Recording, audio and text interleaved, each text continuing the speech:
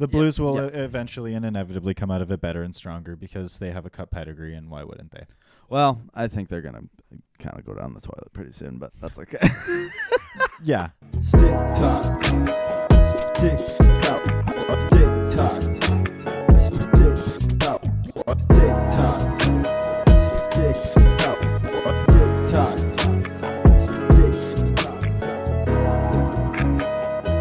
And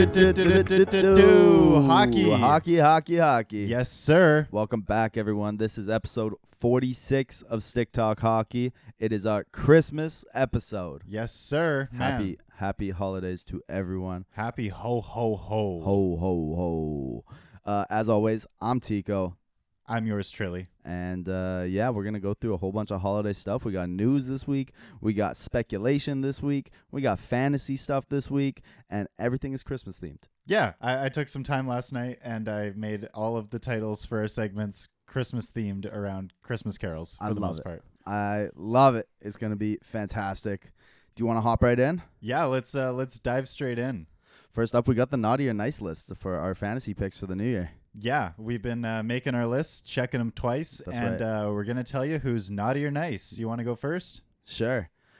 First up, on my nice list right now, I got Brock Faber. This dude, if you're keeping an eye on, waiver wire pickups as time goes on, right now, I mean, in Minnesota, they're about to play right now. Canucks Wild game's about to start, but Spurgeon and Brodin are both out with injury. Spurgeon, not long-term, potentially. Says day-to-day right now, but we'll see. Brodin's on IR. Brock Faber's a 21-year-old rookie, and he's getting top 4 minutes right now. Logged 30 minutes last game. Wow. Yeah, with those two out, he's playing on power play 1, and he might stick there even if Spurgeon comes back. 7.2% rostered on ESPN. Pick that dude up. 30 minutes. Yeah. That's nuts. I know, dude. That's Quinn Hughes numbers. That's disgusting. Yeah. 21 years old. This guy's a workhorse. If you got the space, pick him up now. I hope the coach ordered him like a pizza just for himself. Yeah. Like, you get dinner on me tonight, dude. That's a hell of a performance, win or lose. 30 minutes. Totally. At 21, that's like I said, that's Quinn Hughes, Victor Hedman type of deployment. You've got to feel good as Minnesota, like going through your rebuild right now, seeing that out of a young guy. That's got to be amazing. Mm-hmm. Yeah, so that's what he's on my nice list. I'm looking forward to getting some eyes on him today as well. And, keep an eye out because he's out there in a lot of leagues. Hell yeah. All right, we're going to start off with a naughty pick. Mr. Alexander Ovechkin, you've been a naughty, naughty boy. Tisk, tisk.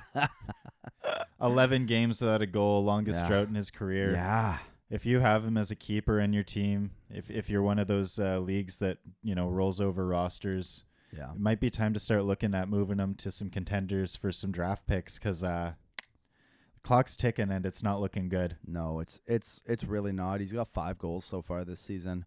He's still a guy for me that you never know. Like goal scorers are streaky, and he could just explode with back-to-back hat tricks, but it really does look like father time has come for Alex Ovechkin.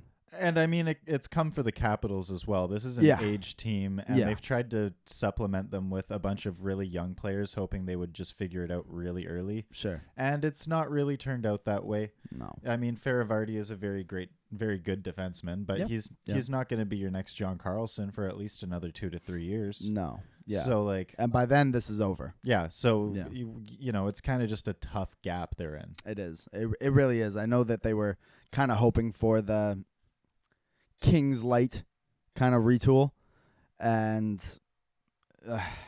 it's hard to do. Not very many teams can pull it off. No, and it takes some really, really great taste in third line players. It takes a lot of really good depth scouting across the league. And honestly, it takes draft luck. Yeah. You really have to hit some home runs on draft picks that you can't bank on. You know what I mean?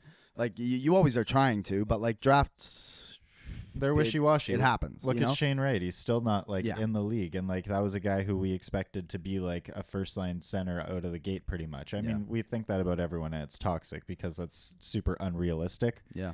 But look at Lafreniere. He's just starting to figure it out. Exactly. I mean, Kako's still not really figuring it out. Yeah. I mean, it took Hughes 3 years to figure it out. Yeah. Both of them. I still have some hope for Shane Wright, though. Yeah, I do too. I wouldn't count him out. I think he's just, got to mature a little bit and figure out what works for his game and what doesn't. And as long as he keeps working, I think he's going to have the tools to do it. Right. Yeah. You got anything else on Ovi? No. It's just, looking like it's getting tired and, it may be time to think about getting something else. Makes me sad. Same. Next up, I got on my nice list as well, Gabriel Viardi. This dude came over from LA this year into Winnipeg. He had a rough start. He got hurt, came back, hasn't looked the best, but he's a scorer, man. This guy puts up points. That's what he does. And Kyle Connor's now at 6 to 8 weeks. That's a long time. Yeah, that's going to put Viardi up on power play 1.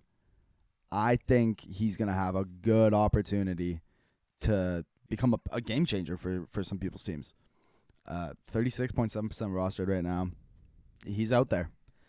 And he's been slow, which means if you want to make a move for him, if you need him thrown into another deal or something like that, that's a dude I'd be looking at. Yeah, it's a good shout. Yeah. That's a good shout. The Jets are struggling right now too, so I mean that's you may have some people that are like starting to waver on their positions with those guys anyways. For sure. Patience is a virtue and not every manager has it. Yeah. I've had lots of offers on Ehlers and I'm not taking them. No. I've got him locked up cheap for the next 5 years and he's having a bad year and whatever. It's fine. I almost had him here instead of Viardi. I actually think the same thing about him. He's due for a breakout. Yep. Yeah, I think I had him in our fantasy picks a few weeks ago, actually. Yeah. Yep. So, yeah. Yeah, that's all I got for him. Yeah, fair enough. I'm going to switch to the nice list now. Yeah. Michael Granlund, 2 goals, 10 assists in his 7 games in December. Nice. So that's a hell of a streak right there. Yeah. He's clicking off right now. It's looking much better. Yeah, so he is, for sure. That's a guy who, if you're looking for something to supplement some scoring, he's not highly rostered right now. I think it was something like 30%. So yeah. I didn't actually grab the numbers on that. I was too busy making everything Christmas themed to actually do my job as like a reporter. So there you go. Yeah. But hey, 2 goals, 10 assists through the month of December. Yeah, he's looked good right now. Yeah, that's very nice list material. Yeah, if you can pick him up cheap, go for it. I'm finishing off on the nice list. It's Christmas, dude. No one's on my naughty list this year, except for Gary Bettman. But Yegor Chinnikov. This dude out in Columbus, young guy, on a young line out there with Marchenko and the center. His name starts with a D. I can't remember it right now. But that line's been a lot of fun. They're getting a lot of minutes. He got 19 minutes of ice time last game. He's been kind of hovering between that 16 to 19 range, but that's still a good amount of deployment. He's got 6 goals in the last 3 games, or 6 points in the last 3 games, sorry. He's humming. And, I mean, Columbus sucks. We all know that. But still putting up a lot of them and having a good time. Only 1.4% rostered on ESPN. Ooh, if you're in a deep league, look there. Yeah, you know what? Especially if you're in like a rotating league where you keep your rosters, like that's a really good grab because more than likely he's going to develop into something that they need. You hope so. Yeah. This is a team with not a lot in the tank right now as far as prospect pool. So the ones that they do have that are panning out, they're just going to absolutely put everything behind. 100%. And 19 minutes is nice usage. Yeah. So clearly he's doing something that they like and he's earning the respect of the coach. So. And with Line A out now, I mean, who knows? As time goes on, he keeps earning the coach's trust. Maybe he gets even more deployment. Who knows? Yeah, I mean, like he could be sitting next to Gaudreau pretty quick. Yeah, and I mean, Gaudreau's having a bad year, but I mean, still, that's a veteran presence that you kind of want those guys to be around. So for sure, great pick. I like it. Last up for you. Yeah, I got Drake Batherson on my nice list. He's got 6 goals, 6 assists in his last 10 games. Yeah, he does. He's absolutely buzzing. Not a name you hear from enough when you think about like Ottawa and Yeah. I mean, Ottawa kind of gets disrespected anyways. I think that this team is actually like maybe 1 or 2 years away from being pretty damn good. Well, yes, I agree, but they're awful right now. They have been playing awful, but like, I mean, they're pretty nice. You got Jacob Chychrun, Josh Norris. Yeah. Tim Stützle. Brady Tkachuk. Yeah. I'm a big Brady guy. Claude Giroux. I love Claude. You know that. So, like, you'd never really hear about Drake Batherson too much, but he's been making it happen lately. He's been very effective, and he's, I believe, pretty available in leagues. I think this was another 30%, 40% player. So, yeah, if you're looking for a player to add some depth to, that's the guy that I would be leaning into almost immediately. Beautiful. Yeah, I love it. Especially, like, I would actually put him higher on my priority list than Granlund, mostly just because Granlund's on the Sharks, and the Sharks, as good as they've been playing lately, I doubt that it's going to maintain for the rest of the year. No, they're one of the worst hockey teams I've ever watched. I mean, Thomas Hertl's a stud. Of course. So he's going to keep scoring. Yeah. So as long as Granlund keeps playing with him, you're going to get some points. Yeah. But are they going to keep him with him, or are they going to move him down to give some of the rookie players more time with the skilled guy to understand how they want them to play? Like, this is going to be a year of experimenting for the Sharks. Yeah. It's not really something I would hedge my fantasy future on if it's a 1-year shot. Sure. If you're dealing with injuries and you just need like 2 or 3 weeks while someone comes off IR, some plug and play. Yeah, Granlund, sure. But if you're looking for someone who might actually carry you to the playoffs and further, look at Drake Batherson, because he's playing on Ottawa, and they actually do see some pretty interesting matchups. They play. Yeah. Also, I feel like every week so far this year, like the trio of Ottawa, Buffalo, Detroit, like I feel like they're always playing. And St. Louis. Like every night I feel like I'm watching two of those three teams play each other. Yep. Yeah. St. Louis too, yeah. Well, actually what's really interesting about Ottawa too, and I'll say this from a fantasy perspective, is for a fantasy manager, not really for a hockey schedule, but for a fantasy schedule, it's really favorable because they're the team with the least amount of games played right now, so they're going to have to do a lot of catch up. Yeah. So you're going to be seeing like a lot of weeks where they get 4 matchups or 3 matchups, whereas other players that, your opponent might have only have 2 or 3. Yeah. So there you go. So you got the Drake Beasy out in Ottawa and they got a stacked team too. Like their forwards do look nice. So he's going to see some power play time with some skilled dudes. Yeah. I agree. Okay. Want to move on? Yeah, let's do it. Excellent. We're going into All I Want for Christmas is blank. What's your wish for the new year and a new year of the hockey calendar? I just want some confirmation on best on best. That's what I want.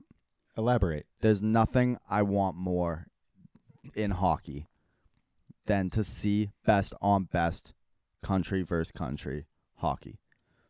If the NHL puts together their own tournament like they did before with the World Championships, I can live with that.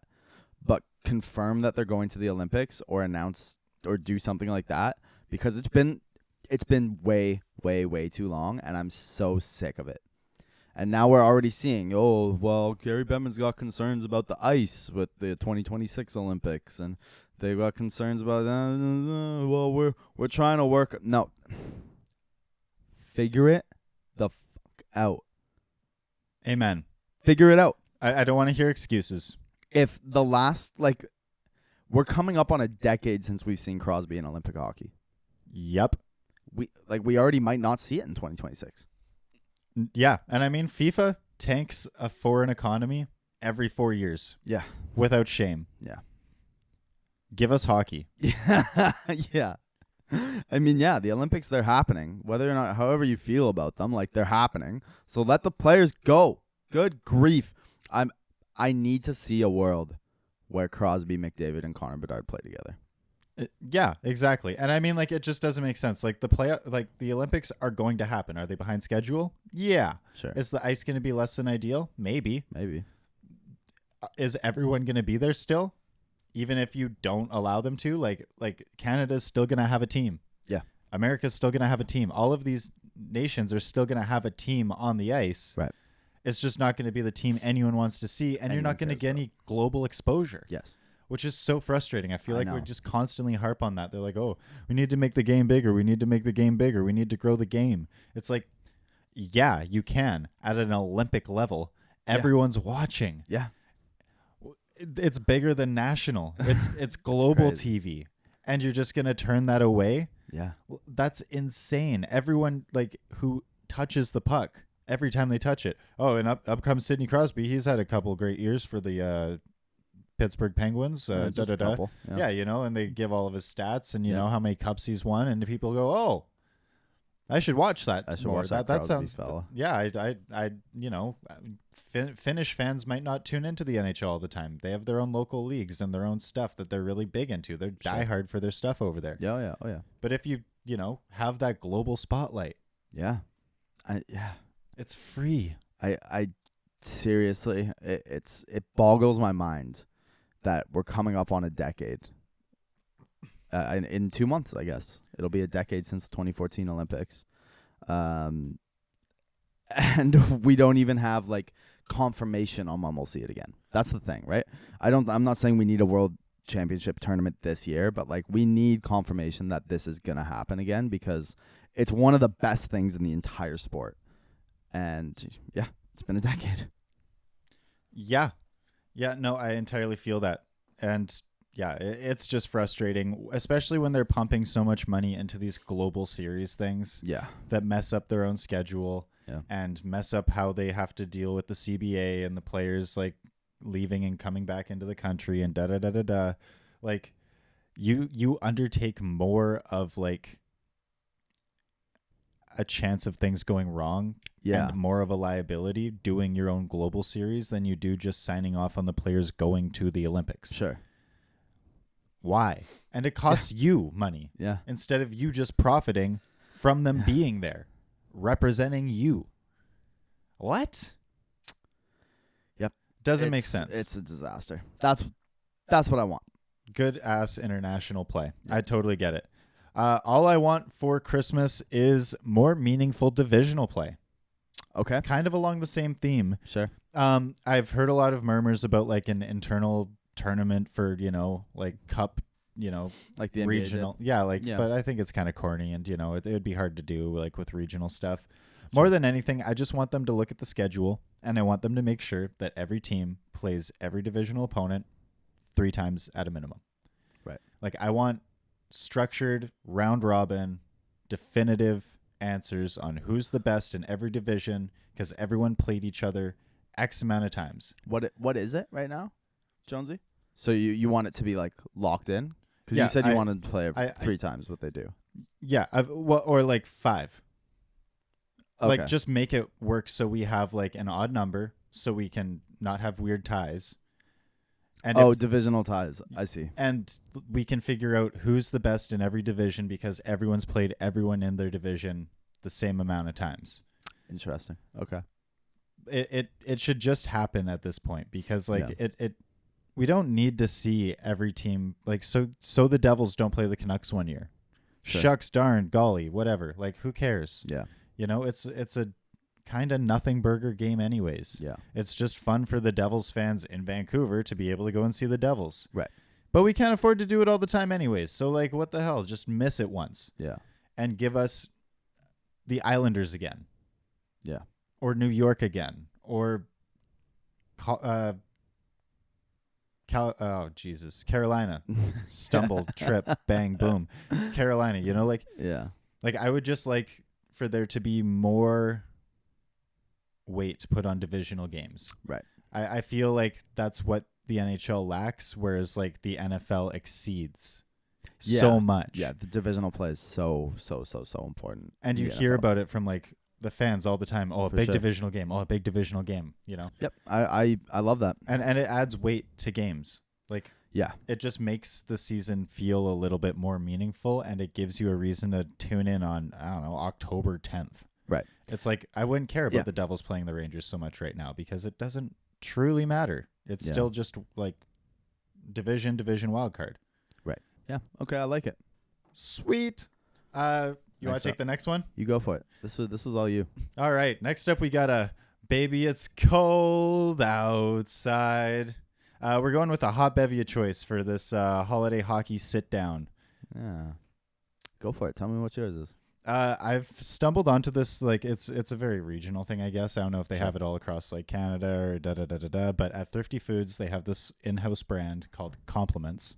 Yeah. And they have a salted caramel hot chocolate powder. Oh. And it is the best. Yeah. This is not an ad, but it is the best. And I am going to be making some of that with a little bit of whipped cream and some cinnamon. Yep. And that's going to be my bevy of choice for the double IHF tournament. Very nice. Kicking back with that. How about you? Very nice. It really depends, right? I'm a big coffee and Bailey's guy on Christmas and World Juniors. It's my go-to. I can sip on them all day. I really love it. Or like a little bit of peppermint schnapps in there. Make it nice and Christmassy. Yeah. Big fan of that. Outside of that, I love just a hot chocolate. Yep. I don't want frills. I don't want whipped cream. We do have a little bit of like salted caramel, just like salt that you like sprinkle on top. Yeah. Very good. Ooh. But so same idea. Same concept. wave. Exactly. Yeah. You can't go wrong. Can't go wrong. Absolutely. There's nothing like sitting down on a either a rainy or a snowy day, depending on where you are and what the weather is, and just watching the World Juniors with something hot. Absolutely. 100%. And like, just like the trees up, you got all the lights going. Yeah. There's nothing better. This year we're going to be watching Macklin Celebrini doing magic. You're just yelling at a bunch of children on your TV. Watching Ray Ferraro and Bob McKenzie. Yeah. Oh, it's the holidays, baby. Bob McKenzie in my living room. It's better than the holiday fire. Yeah. Yeah. Save the Yule log. Just put better on than Plaid Arm Guy. Yeah, exactly. Yeah. Just put on Bob McKenzie on repeat. Yeah, amen. That's what I need. You got a Winter Wonderland next. Yeah, Winter Wonderland. What's one of your favorite hockey holiday memories? Hockey holiday memories. Memory that is hockey related through the holidays. Yeah. There's so many. I think I went through a couple of them last year. My biggest thing I remember is just mini sticks with my brother on Christmas every year. Mini sticks were the GOAT. I still love mini sticks. They destroy my knees now because I play on my knees. Yeah. But way too many mornings. Up early. Not allowed to open presents or anything. Parents are asleep. Kaz and I are so jacked up. We're playing hockey and mini sticks and just like throwing each other around. And then my mom's mad as all hell that we're chucking each other across rooms. Yeah, it's goated. Although I'm very excited to add the Winter Classic to my holiday memories list this year. That's very exciting. I'm super stoked for you. Yeah. How about you? Oh, well, I was an only child, so I didn't get the mini sticks experience, but that sounds like a blast. Yeah. My favorite hockey holiday memory would probably be I had a friend, and his birthday fell around late December. Sure. And he had a birthday party up in Bear Mountain. Okay. Is where he lived. So we had like a hockey party. Yeah. And we did like 5-on-5. There was like 2 or 3 extra people, so we had like little line changes and stuff. Yep. And we played a couple like pickup games. It was like generally the same teams we used at school too. So there was like some meaning behind it as well. Yeah. And it was a blast. And midway through the second game, it started snowing. Hey. So we got like our own like snowy winter classic. Oh, that's awesome. It was so dope. Like everyone was slipping and sliding. Yeah. There was like, it wasn't enough snow to ruin the game. It was just like, a little dusting and, it was just like the ground was a little white all the time. And it was just an absolute blast. It was so fun. That's awesome. Yeah, I really, really love that memory. That's so great. For us too, like, the rest of Canada could be listening and being like, yeah, it snowed. What are you guys talking about? It's Canada. But, like, we for real don't get snow out here much. No. We get snow, like, maybe once, twice a year. And not, like, we get less than Vancouver. Vancouver gets way more snow than we do. Yeah. Like, when we get, like, I don't know, a foot of snow, everything stops. Dude, it's the end of the world. Like, no one drives. No. Everything's shut down. It's done. Yeah. Like, the buses aren't running until, like, noon at least. No. And, yeah, our street plow systems are terrible. We get real snow days. Yeah, we get happens. Legitimate snow days. And I mean, like, also the thing about Vancouver Island is like it's super rocky and terrainy and it's not flat. Yeah. So like I have to go through like 4 major hills just to leave my area of town. It's been like 2 years since I've actually seen it too, because last year when the one time it actually dumped, I was in Mexico. Oh man, yeah. I got so much at my house. I actually walked outside and it was above my knee. I was like, "What in the world?" Yeah, That's not usual for us. I know. I got sent a picture of my vehicle, and it was legitimately completely under snow. Yeah, that's insane. I was like, "Hey, sorry, I'm not there. Just kidding." Yeah. It sucks here at Coco Bongo. Yeah. Yeah, definitely. Yeah, I pushed all the snow off the roof of my car and I couldn't get into it. So Yeah. That's awesome though. Great memory. Yeah, fantastic memory. So that was a really, really great time. And like, yeah, just the perfect timing, Yeah. Gotta love it. Next up, Frosty the Goaltender you got here. Yeah. I love that, by the way. Thank you. Favorite pad setup for outdoor or winter classic game? Wow, that's a tough one. Do you have one in mind? I do. I was gonna go with the King, and I'm gonna sound like a little bit of a traitor here, and I'm sorry. You're gonna say it? I'm gonna go with King Hank and his winter classic setup. Yeah, because it was very clean. With the Liberty head? Yeah, he ended up wearing these a lot more like throughout the season, but I just really liked the way that it looked with the Rangers jersey and like the whole color thing. Like it didn't really work with like the jersey that they were wearing for the season when he kept wearing them. Yeah. But I really loved like this pad setup with the Winter Classic jersey, the setting. It was just, and the toque, everything. It was like, man, what a look. Yeah. What a look for the King. I like the Eddie Lack setup, the split V, the Bryans. It was gorgeous. It was such a disaster, that whole thing with Luongo. They didn't let him play. He was gone right after it. It was tragic, but the unis were gorgeous. I will say, please stop with the all brown pads, everyone. Yeah, it's done. It's tired, and like the first couple times I saw it, I had no problem with it. Yeah.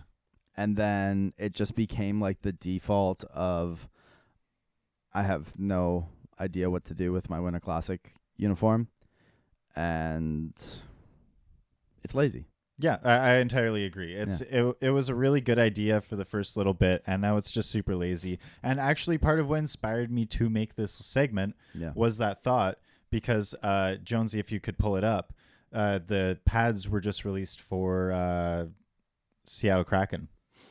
Oh, really? Pretty nice, huh? I love them.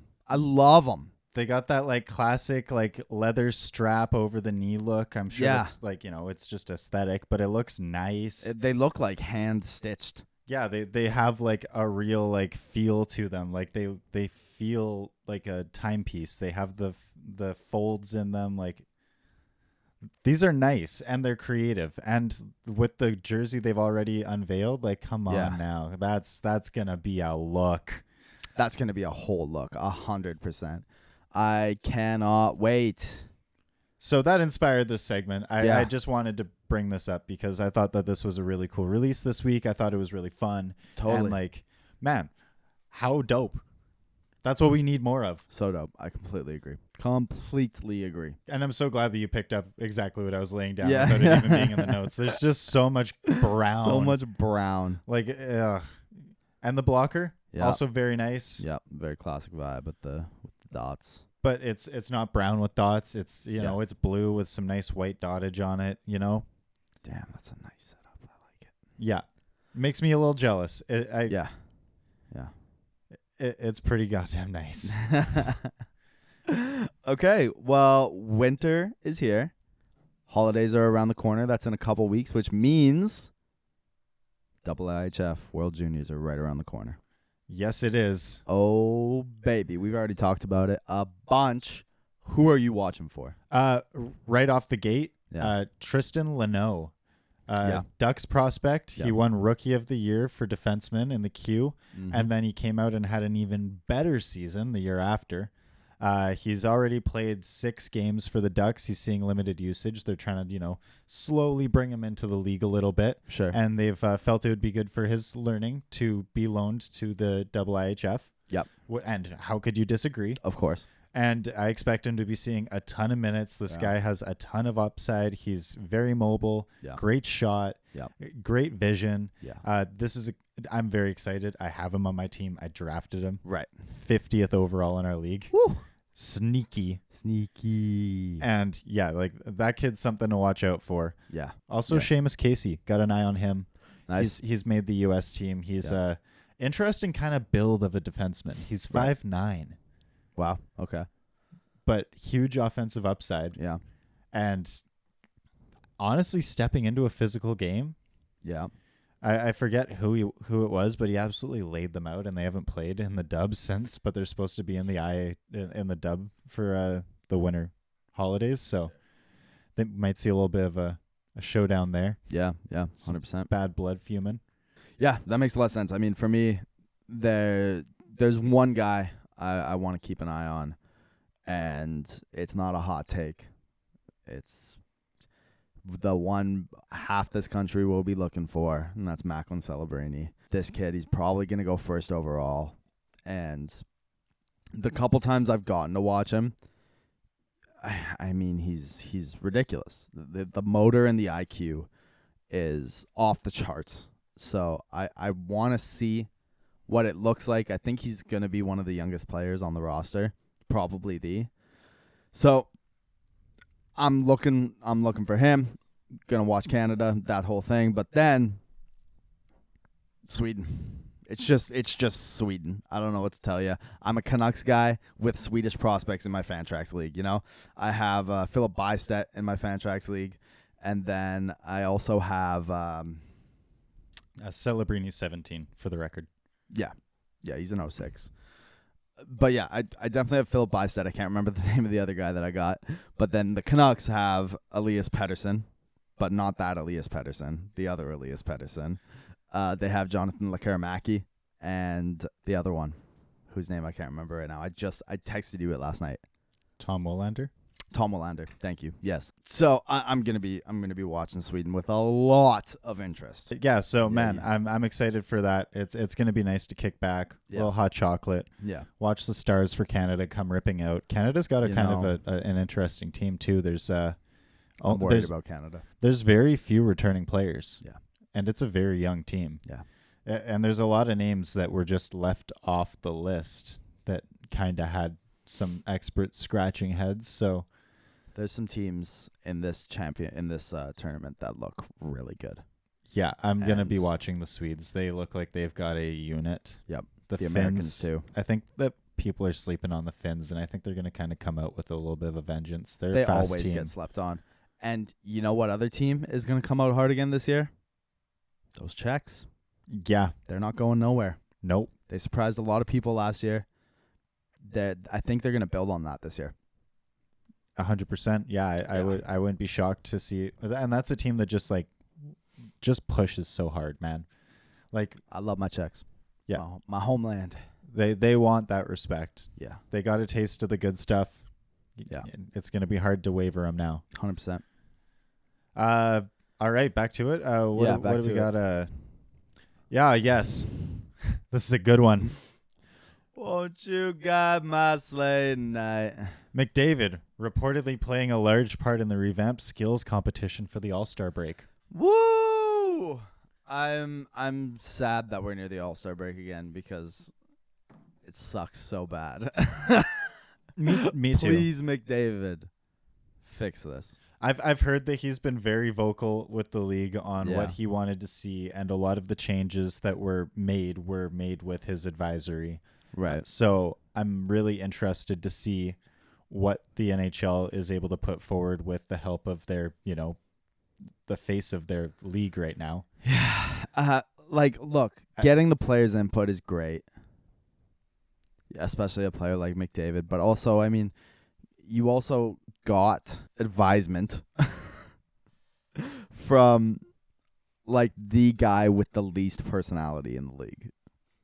Yeah. You know what I mean? He's the best and he's your certified superstar. But in terms of making things more watchable, I don't know this dude. It's like talking to a sheet of paper half the time. Yeah. I mean, Canadian media. Is he going to make it fun or is he going to be like, oh, this would be cool, and then like he's gonna dominate at it, and everyone else is gonna be like, well, okay. It could be, I think that actually having someone like to lead the skills competition and like slim it out and make it a little bit more competitive or meaningful, I think that's what they need. I think it was a little bit too like it was just nothing. It was empty. It was just mindless. Like it wasn't even entertainment. It was just mindless. Completely agree. So like I feel like having a player that wants a legitimate skills competition, emphasis on competition. Yeah. Like they've already taken like I think there's only 12 players that are going to be in it now. So it's like a real best of the best skills competition. It's not like, oh, we're going to let everyone from every team get a blue ribbon and everyone gets to show up. Yeah. Which I appreciate, because if you're not in the top 12, why are you here? And if like 3 of the best players in the league are Leafs, then so be it. Right. Whatever. Your team sucks. Do better next year. I don't know what to tell you. I don't know what to tell you. That reflects on management. And like I think the All-Star game should be more of an incentive than it is, instead of just a blue ribbon for everyone who's a semi-household name. Yeah, I agree. Like I'm looking forward to like any sort of change with the All-Star break is welcome at this point. It's the All-Star game, All-Star competition, skills competition, whatever it is, all of the things, just change them. They suck right now. Change them. Yeah. And finally, we're going to finish with there's no place like home for the holidays. Jordan Kyrou struggling with backlash from his offhand comment regarding Berube's release as a head coach. He was quoted as he was asked about his relationship and how he felt about Berube after he was fired, and he just basically said, no comment, not my coach anymore. Yeah. Which, great answer. I have no problem with that answer. I don't either. I thought it was great. I can't believe that there was so much backlash for it. Me either. Like, I get that he won you guys a cup, but like also like you've been trash ever since, and a lot of that cup effort, it was the players, not the coach. The players just seemingly banded together and made this miracle run. Well, I don't know if I'd take it that far, but I think that like Berube just kind of lost the room, and I also don't really think he had the horses this year. No, and I don't really think that like he had the horses ever since they won the cup, and I don't really think he even had the room when they did win the cup for the first little bit, and then once they did win the cup and they lost a bunch of their personnel, he entirely lost the room. Yeah, and he never got it back. Yeah, I mean he lost a lot of the leadership group that was there. Yeah, and they won the cup. Yeah. So it's very easy to end up with some bad attitudes, and some people that aren't listening as much, and there's no one there to keep them in check anymore. There's no one who's like your right hand man. You lost Pietrangelo, so he can't be like, hey, listen up. Yep, you lost him. You lost Ryan. Like that's tough to overcome. Totally get it, but like there needs to be a little bit more maturity and understanding here from the fans that like, especially with a player whose relationship with the coach was trying at best. Well, that's just it. I think that the fans know that, and then they also know that Kyrou isn't really being the player that St. Louis needs him to be. Yeah. Whether or not that's reasonable is its own question. But, you see a guy that's not playing at his best and not getting along with the coach, and then they fire that coach, and he goes, I don't give a fuck, bro. That coach, Not my problem. I feel like I do kind of get where fans are looking at that and going, okay, this guy's a bit of a prima donna. But, I mean, why are you booing the guy? Come on. And I mean, like, I respect the right not to say anything, like, quite frankly. Me too. Oh yeah, me too. Like, if you don't have something nice to say, don't say anything at all. Yeah, just don't. Like, why? It's 10 days before the holidays. The guy just got fired. Yeah. And like the last thing you want to do going into a game that day is talk about coach getting fired. Totally. You have a new coach that you have to listen to, and you want to turn the page, move forward, think about the game, all that stuff. Yeah. Whatever. I have no problem with making no comments either. Yeah, absolutely. Like I wouldn't want to comment either. Like, did I like the guy? No. Am I going to say it? No. Because does it matter? No. No. And what good does it do? Like, exactly. We didn't get along, and He was actually crying in his interviews after the game, Yeah. which I had to feel for the guy a little bit. I Yep. saw a lot of people calling him a little bit of a, this and that, and it was kind of toxic, really, when you get down to it. It's Of just a course. lot of toxic masculinity. It's like, you know what, like, so yeah, he's not used to being the face of a franchise and dealing with all of this backlash, and he didn't really get a warm up to it. It's not like he was ever in like the bad spot with St. Louis fans. It's not like he's ever had any sort of issue in his career where he's been a headline. He's kind of just drifted around and kind of been existent. Yeah, but I think that's been a bit of a headline in itself. Yeah, it's starting to become one now Yeah. that you see all of his counterparts from that draft starting to excel, and he's not so much finding that stride. Right, and he's been considered like a big part of like what St. Louis's team is right now. It's like it's Kyrou and Robert Thomas right now. Like this is your team, and he hasn't really taken it as his team. No, and I mean, it might be a little bit hard to take ownership of the room when you have a coach that yells at you in front of the room all the time and is constantly putting you down, or just one that you don't get along with. Yeah, just in general, I could see a number of ways that would go poorly, and Kyrou clearly takes things personally. Yeah, he clearly does. And I mean, I don't even really think that the booing was what sent him off. Everyone gets booed, and it was new for him, and it probably sucked. Yeah.